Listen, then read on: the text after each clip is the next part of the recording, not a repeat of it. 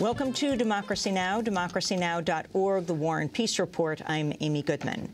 WikiLeaks founder Julian Assange has been freed from a London jail after a high court ruled he could be released on bail. Assange spent the past 9 days in solitary confinement following his arrest on an international warrant to face sex crime allegations in Sweden.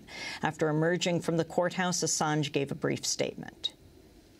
To all the people around the world who've had faith in me, who have supported my team while I've been away, I hope to continue my work and continue to protest my innocence in this matter and to reveal, as we get it, which we have not yet, the evidence from these allegations. Thank you. Julian Assange is staying at a country mansion where he'll be subject to a curfew, an electronic tag to monitor his movements, and a requirement to report to the police every day. As he departed for the night, Assange said he's ultimately worried about a U.S. attempt for his extradition. I don't have too many fears about being extradited to Sweden. There are much bigger concerns about being extradited to the United States. We have a rumour today from my lawyers in the United States. We've not confirmed yet that there has been an indictment made against me in the United States. As Assange was released, the House Judiciary Committee held a hearing on the constitutional issues raised by WikiLeaks' release of classified government documents. House Judiciary Chair John Conyers said he's worried by the attacks on Assange and his group. There's no doubt that WikiLeaks is in an unpopular position right now. Many feel their publication was offensive. But unpopularity is not a crime, and publishing offensive information isn't either. And the repeated calls from members of Congress, the government, journalists, and other experts crying out for criminal prosecutions or other extreme measures caused me some consternation.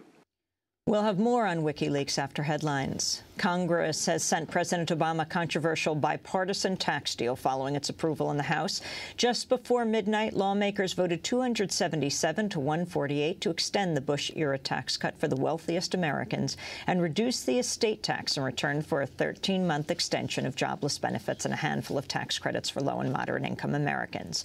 At least a quarter of the tax savings under the deal will go to the wealthiest 1% of the population. The only group that will see its taxes increase are the nation's lowest-paid workers.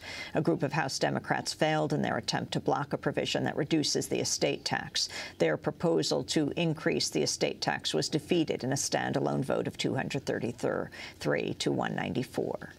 In other news from Washington, Republicans have prevailed in a standoff with Democrats on a $1.2 trillion government spending bill. On Thursday, Senate Majority Leader Harry Reid said he would shelve the measure in the face of a threatened Republican filibuster. In the next 24 hours or so, Senator McConnell and I will work to try to come up with a CR to fund the government for a certain period of time. That's where we are right now. I'm sorry and disappointed. The move raises the likelihood Republicans will be able to push through a new spending bill with deeper spending cuts when they take over in the House and increase their standing in the Senate next month. President Obama has announced the U.S. will sign on to the UN Declaration on the Rights of Indigenous Peoples following years of opposition. Obama disclosed the U.S. reversal in a White House speech before tribal leaders. And as you know, in April, we announced that we were reviewing our position on the UN Declaration on the Rights of Indigenous Peoples. And today I can announce that the United States is lending its support to this declaration.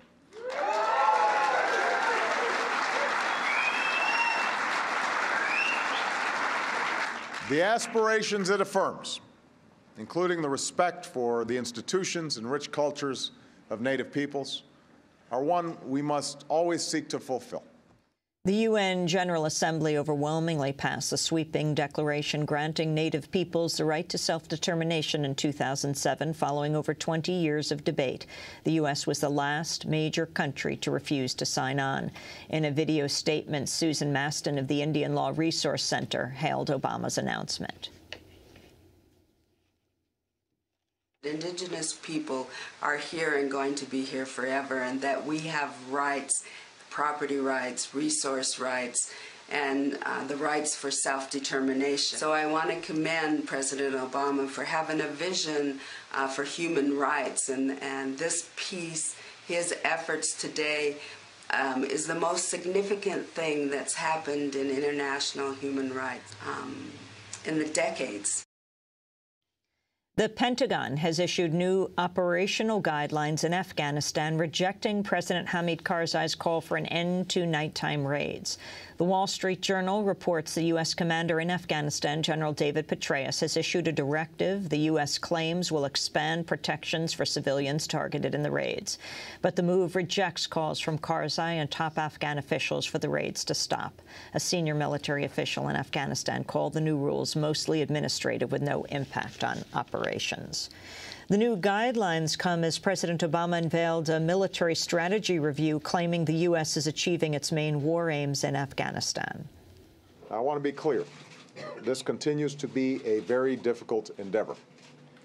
But I can report that thanks to the extraordinary service of our troops and civilians on the ground, we are on track to achieve our goals. It's important to remember why we remain in Afghanistan. It was Afghanistan where al-Qaeda plotted the 9/11 attacks that murdered 3,000 innocent people. It is the tribal regions along the Afghan-Pakistan border from which terrorists have launched more attacks against our homeland and our allies. And if an even wider insurgency were to engulf Afghanistan, that would give al-Qaeda even more space to plan these attacks. Appearing with Obama, Defense Secretary Robert Gates addressed this week's disclosure that the most recent national intelligence estimates on Afghanistan and Pakistan differ sharply from the Pentagon's conclusions. The estimates conclude the U.S. cannot achieve its goals in Afghanistan unless Pakistan wipes out militants on its side of the border and ends covert support for the Afghan Taliban. Has committed over 140,000 troops to operations in extremist safe havens along the border in coordination with Afghan and coalition forces on the Afghan side. Though we believe the Pakistanis can and must do more to shut down the flow of insurgents across the border, it is important to remember that these kinds of military operations in the tribal areas would have been considered unthinkable just 2 years ago. As the Afghan War Review was released, an estimated 135 people were arrested outside the White House in an anti-war protest led by the group Veterans for Peace. The protesters were detained after chaining themselves to the White House fence. Iraq War veteran Mike Preisner urged continued civil disobedience to end the wars in Iraq and Afghanistan. They're not going to end the wars, and they're not going to do it because it's not our government. It's their government. It's the government of the rich. It's the government of Wall Street, of the oil giants, of the defense contractors. It's their government, and the only language that they understand is shutting down business as usual, and that's what we're doing here today, and we're going to continue to do until these wars are over. We're going to fight until there's not one more bomb drop, not one more bullet fired, not one more soldier coming home in a wheelchair, not one more family slaughtered, not one more day of U.S. imperialism. Among those arrested were the Pentagon Papers whistleblower Daniel Ellsberg and FBI whistleblower Colleen Rowley. While the Obama administration touted the Afghan war in Washington, the International Committee of the Red Cross issued a rare public statement warning of a dire situation on the ground. The Red Cross says conditions for delivering aid in Afghanistan are at their lowest point in 30 years since the group first entered the country under Soviet occupation. Red Cross spokesperson Bijan Farnoudi said he expects the suffering of Afghan civilians to increase next year. Our assessment is that we're worried. We're worried about more displacement. We're worried about more civilian casualties. We're worried about more difficulties for people to access healthcare. And we're worried about more armed groups being around. If you say that we're expecting more of the same for 2011, that would be putting it mildly. In Georgia, thousands of prisoners taking part in a strike against poor living and working conditions in at least 7 prisons reportedly came out of their cells Thursday after a week-long action. The nonviolent protest was organized through a network of banned cell phones. The prisoners are calling for better medical care and nutrition, more educational opportunities, just parole decisions, an end to cruel and unusual punishments, better access to their families, and payment for the work they do in the prisons. There have been reports some strike leaders have temporarily called off the strike to negotiate with prison officials, while others are continuing their action. A federal appeals court has overruled the Obama administration's appeal of a case challenging the constitutionality of the U.S. government's use of cell phone records to track the movements of suspects or persons of interest in investigations. Investigators have been able to identify an individual's movements and locations based on GPS technology in many cell phones or the nearby phone towers used to beam a given call. The Third Court of Appeals ruled that warrants may be required earlier this year, and a full panel reaffirmed the judgment this week. And Blackwater founder Erik Prince is expected to announce today the sale of his private military firm to a group of investors with whom he's closely tied. According to the New York Times, Prince has reached a deal to sell his company to a group of Los Angeles-based investors. The sale was reportedly prompted by a State Department threat to stop awarding contracts to Blackwater so long as Prince remained in charge. But Prince is expected to maintain a heavy stake in the company with a clause that conditions payments on Blackwater's financial performance over the next several years. One of the lead investors, Jason DeYonker of Forte Capital Advisors, helped advise Prince during Blackwater's founding and helped negotiate the company's first U.S. government training contracts. The other main investor is the New York-based private equity firm Manhattan Growth Partners. Bank of America helped finance the reported $200 million deal. Prince moved from the United States to Abu Dhabi earlier this year in what critics call a preemptive move ahead of a potential criminal indictment.